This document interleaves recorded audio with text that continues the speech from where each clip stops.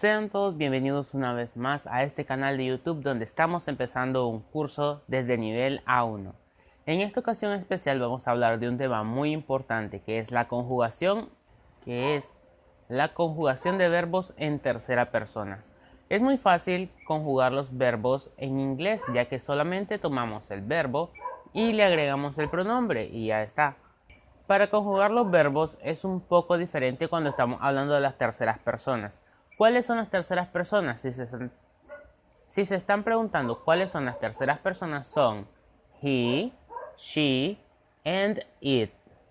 Estas son las terceras personas. Y las primeras y segundas personas son I, you, we, they. En esta parte de I, you, we y they solamente dejamos el verbo, la base. Pero en la tercera persona, los verbos simplemente le vamos a agregar una letra S. Veamos el ejemplo con el verbo leer. En primera persona sería I read. I read. Si ven bien el verbo to read, solo le vamos a quitar el to y dejamos la base, que es el read. Entonces decimos I read. Pero cuando vamos a hablar de una tercera persona, lo único que vamos a hacer es agregarle la letra S. Y también vamos a cambiar el pronombre, ya que si vamos a hablar de tercera persona, vamos a hablar de he o she. Entonces decimos he reads, she reads o it reads. Ese pequeño cambio va a hacer que el verbo ya esté en tercera persona. Veamos un ejemplo más ahora con el verbo cocinar, to cook. Si fuera en primera persona, diríamos I cook. Con otro pronombre quedaría como you cook, we cook, they cook. Pero cuando vamos a hablar en tercera persona, le vamos a agregar nada más la letra S. Y va a quedar algo así. He cooks, she cooks, it cooks.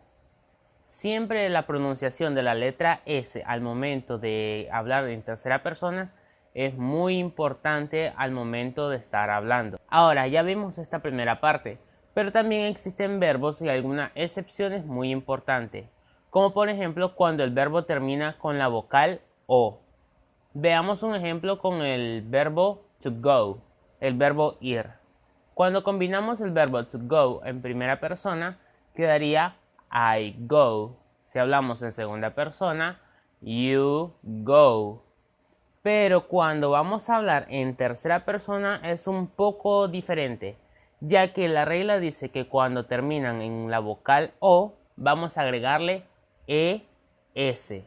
Entonces quedaría como he goes, she goes, it goes. Es muy fácil cuando se memorizan las reglas.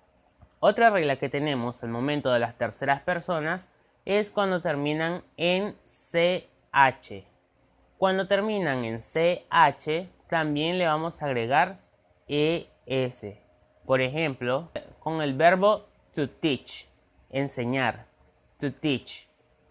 Decimos I teach, you teach, he teaches, she teaches, it teaches. Si ven bien, lo único que hicimos fue agregarle la ES y el verbo está totalmente conjugado en tercera persona. Hay una regla que dice que los verbos que terminan en doble S también tiene que ir la terminación ES. Por ejemplo, en el verbo to kiss, el verbo besar, to kiss. Entonces decimos I kiss, you kiss, he kisses, she kisses, it kisses. Si ya vieron, es un poco fácil si nos memorizamos las reglas y va a ser mucho más fácil cuando ya lo comenzamos a poner en práctica. La última regla de la conjugación en tercera persona es cuando los verbos terminan con la letra X. Por ejemplo, el verbo to fix. To fix en español significa arreglar. El verbo to fix quedaría algo así. I fix, You fix. He fixes. She fixes.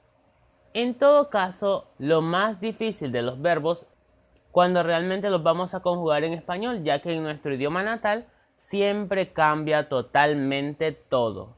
Por ejemplo, yo arreglo, tú arreglas, él arregla, ahí sí cambia, pero en inglés es un poco más fácil porque lo único que vamos a cambiar es nada más un poco la escritura. Bien muchachos, eso fue todo por hoy. No se olviden seguirme en mis redes sociales, ver los demás videos y seguir este curso desde cero. Recuerden que empezamos desde fonética, luego con pronombres, verbo to be, presentación personal, etc. Y así vamos avanzando cada día más. Sin nada más que decir, nos vemos.